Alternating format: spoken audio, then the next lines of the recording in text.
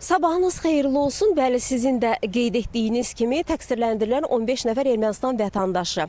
O cümlədən Arayik Harutunyan, Bako Sakyan, Arkadi Qukasyan, David Babayan və digərlərinin barəsində olan cinayət işi üzrə məhkəmə prosesi davam edir.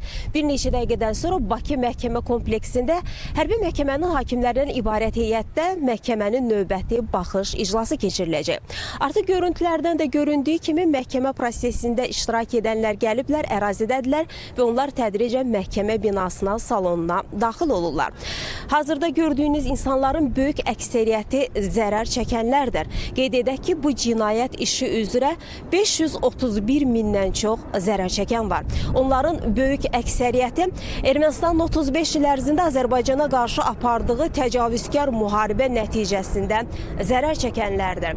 Onların böyük əksəriyyəti öz doğma yurd yuvasından didərgin düşüb. Bəziləri doğmalarını, nəinki bir neçə doğmasını, əzizini həmin müharibə nəticəsində itirib. Bəziləri sağlamlıqlarını itiriblər, həmin müharibə nəticəsində yaralanıblar, sağlamlıqlarını itiriblər. Bəziləri isə 35 il ərzində məcburi köçkün şəraitində yaşayıblar. Qeyd edək ki, məhkəmə prosesi açıq keçirilir. Məhkəmə iclasında təqsirləndirilən şəxslərin hər biri 2 müdafiəçi ilə təmin olunub. Onlara həm də erməni və rus dilində tərcüməçi ayrılıb.